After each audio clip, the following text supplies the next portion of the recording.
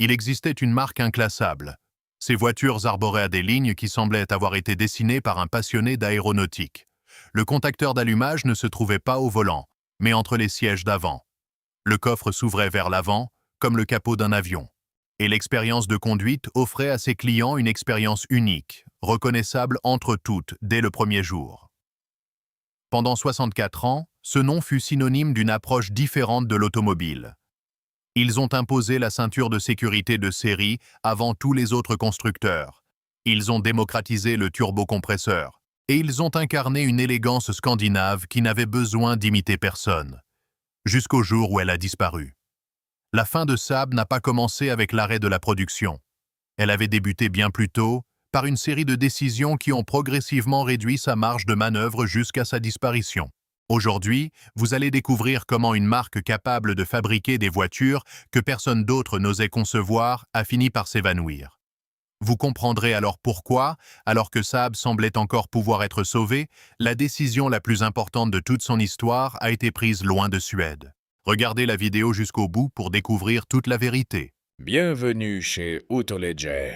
Saab a été fondé en 1937 à Trollhättan, en Suède, en tant que constructeur d'avions militaires. À la fin de la Seconde Guerre mondiale et face à la diminution des commandes militaires, l'entreprise s'est tournée vers de nouveaux marchés et, en 1945, a entrepris la conception d'une voiture. La première voiture de série, la Saab 92, est arrivée en 1949. Elle avait été conçue par des ingénieurs qui s'étaient d'abord concentrés sur l'aérodynamisme avant même de penser aux roues. Le résultat, une voiture dont le coefficient de traînée était meilleur que celui de nombreux avions de l'époque. Dès ses débuts, Saab a fait les choses différemment. La marque a rendu les ceintures de sécurité de série en 1958, alors que personne d'autre ne les jugeait nécessaires. Elle a placé le contacteur d'allumage entre les sièges avant sur le modèle 99 de 1967 afin de réduire les blessures en cas d'accident. Et en 1978, elle a lancé la 99 Turbo, la première voiture à turbocompresseur accessible au grand public, des années avant que quiconque n'ose s'y essayer. C'était une petite marque qui fabriquait des voitures pour ceux qui ne voulaient pas de ce que tout le monde voulait. Saab était une marque confidentielle qui fabriquait des voitures pour ceux qui ne voulaient pas de ce que tout le monde voulait. Si vous avez déjà connu quelqu'un qui possédait une Saab, vous voyez sans doute de quel genre de personne nous parlons. Les Saab finissaient généralement entre les mains de personnes qui choisissaient leur voiture après mûre réflexion. Des personnes qui privilégiaient l'ingénierie, la sécurité et le bon design à l'image de marque. Le professeur d'architecture qui arrivait sur le campus au volant d'une 900 Turbo, le médecin qui préférait une voiture de caractère à la berline allemande classique. Le journaliste, le designer, celui qui lisait des livres que personne d'autre ne lisait. Saab avait sa propre communauté, et cette communauté était d'une fidélité que peu de marques ont su égaler. Les propriétaires ne changèrent pas de marque facilement. Ils avaient tendance à acheter une autre Saab, puis une autre et encore une autre. Il y avait quelque chose dans la conception de ces voitures qui engendrait une fidélité rarement observée dans l'industrie automobile. La 900 Turbo, lancée en 1979, incarnait tout cela en un seul modèle, des performances authentiques, un design distinctif, la praticité scandinave et ce son de turbocompresseur inimitable, immédiatement reconnaissable pour les connaisseurs. En 1983, la campagne publicitaire de la 900 Turbo opposait la voiture à un avion de chasse Gripen sur une piste d'atterrissage avec le slogan « Rien sur Terre ne lui arrive à la cheville ». Elle a été filmée par un réalisateur nommé Tony Scott, qui 3 ans plus tard utiliserait exactement la même esthétique pour un film intitulé Top Gun. À la fin des années 1980, Saab était au sommet de son histoire en tant que constructeur automobile. La 900 était un véritable succès aux États-Unis, principal marché d'exportation de la marque, avec près de 40 000 unités vendues chaque année à son apogée. Sa réputation en matière de sécurité, d'innovation technique et de caractère distinctif était alors à son apogée. La 9000, lancée en 1984 et partageant sa plateforme avec l'Alfa Romeo 164 et la Lancia Thema, avait propulsé Saab sur le segment des berlines de luxe européennes sans conteste. C'était une petite marque, produisant environ 125 000 voitures par an, mais avec une identité si forte qu'elle compensait sa taille. Saab ne misait pas sur le volume, mais sur la personnalité, et sur ce terrain, Elle a triomphé. Il semblait inconcevable qu'une telle marque puisse disparaître. Et puis General Motors est arrivé avec une offre qui, sur le papier, correspondait exactement aux besoins de Saab. En 1989, General Motors a déboursé 600 millions de dollars pour acquérir 50% de Saab Automobile. L'opération semblait logique. GM souhaitait s'implanter sur le marché européen du luxe après avoir perdu l'appel d'offres pour Jaguar face à Ford, et Saab était une marque jouissant d'une solide réputation et d'une clientèle fidèle. Ce que personne n'a clairement expliqué à l'époque, c'est la véritable situation financière de Saab. En 1990, première année complète de la coentreprise, Saab a enregistré des pertes de 848 millions de dollars, soit une perte de 9 200 dollars par voiture vendue. L'entreprise était aux prises avec un problème bien plus profond qu'une simple période difficile.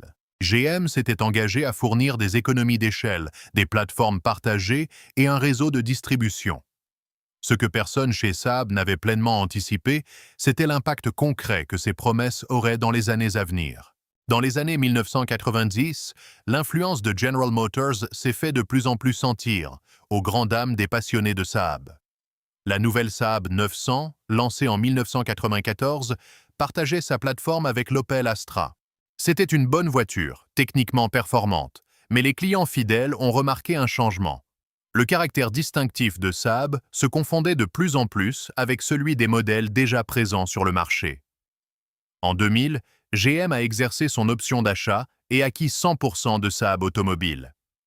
Dès lors, la pression pour partager les plateformes, réduire les coûts et augmenter les volumes s'est intensifiée, au point que la Saab 9-2X de 2003 était en réalité une Subaru Impreza rebadgée Saab et la 9-7X un Chevrolet Trailblazer rebadgé. Motor Trend a décrit ce processus comme la transformation de Saab en un état client de type soviétique. Saab produisait environ 125 000 voitures par an, un volume insuffisant, compte tenu des prix pratiqués sur le segment premium où elle évoluait, pour financer les investissements nécessaires au développement indépendant. Pour rivaliser avec BMW et Audi, la marque devait se différencier, mais GM réduisait précisément ce qui la distinguait. Les ventes chutèrent, justifiant de nouvelles coupes budgétaires qui creusèrent encore l'écart avec la concurrence. Un cercle vicieux dont il était impossible de sortir facilement.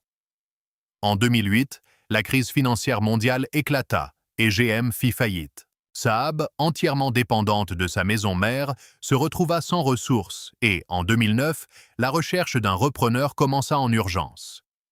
La première option envisagée était Koenigsegg, le constructeur suédois de supercars, qui signa même une lettre d'intention avant de se retirer au dernier moment, faute de financement suffisant. En février 2010, c'est finalement Spyker Cars, un constructeur néerlandais de voitures de sport de luxe, qui racheta l'entreprise pour 74 millions de dollars, alors que les pertes se chiffraient en millions chaque semaine. La situation était intenable dès le départ, et tout le monde dans le secteur le savait. L'histoire de Saab recèle une dimension qui échappe aux analyses financières. Saab était la voiture d'un état d'esprit. Ses acheteurs ne recherchaient ni le statut social conventionnel, ni des performances classiques. Ils aspiraient à une voiture reflétant une certaine vision du monde, à la fois pratique et sophistiquée, différente sans être excentrique. Ceci a donné naissance à une communauté de propriétaires qui, plus de 13 ans après la faillite, demeure extraordinairement active. Le festival Saab de Trollhättan rassemble chaque année des centaines de voitures dans la ville même où elles ont été fabriquées.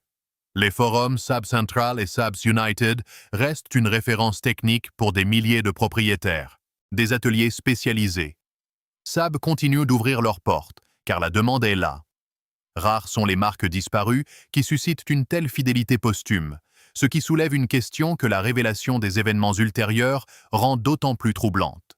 La version officielle de la disparition de Saab était bien connue. La crise de 2008, la faillite de GM et le manque d'investisseurs capables de soutenir la marque suffisamment longtemps pour qu'elle se redresse. C'est vrai. Mais c'est la conséquence, pas la cause. La cause remonte à 1990, lorsque GM entre au capital de Saab avec une stratégie privilégiant la réduction des coûts à la préservation de l'identité de la marque. Pendant 20 ans, chaque changement de marque, chaque plateforme partagée avec Opel ou Chevrolet a contribué à diluer la raison d'être de Saab. L'acheteur d'une Saab n'achetait pas une Opel avec un logo différent, il achetait un véhicule véritablement différent. Or, à mesure que cette différence s'estompait, les ventes ont chuté, justifiant de nouvelles coupes budgétaires qui, à leur tour, ont encore dilué cette différence. Mais il existe un second aspect que la version officielle omet complètement. En 2011, alors que Spyker ne pouvait plus supporter les pertes et que Saab avait un besoin urgent d'investissement, un consortium chinois est apparu, prêt à investir des milliards dans la marque. Ce fut le salut dont Saab avait besoin, et General Motors s'y est opposé. Officiellement, GM a justifié sa décision en affirmant ne pas vouloir transférer sa technologie et ses licences de production à une entreprise chinoise. Spyker, dans sa plainte de 3 milliards de dollars déposée contre GM en 2012, a avancé une autre raison. GM menait une expansion agressive en Chine et ne souhaitait pas qu'une Saab, propriété chinoise, vienne concurrencer sa propre technologie sur ce marché. Sans cet investissement, Saab n'avait d'autre choix. Le 19 décembre 2011, l'entreprise a déposé le bilan.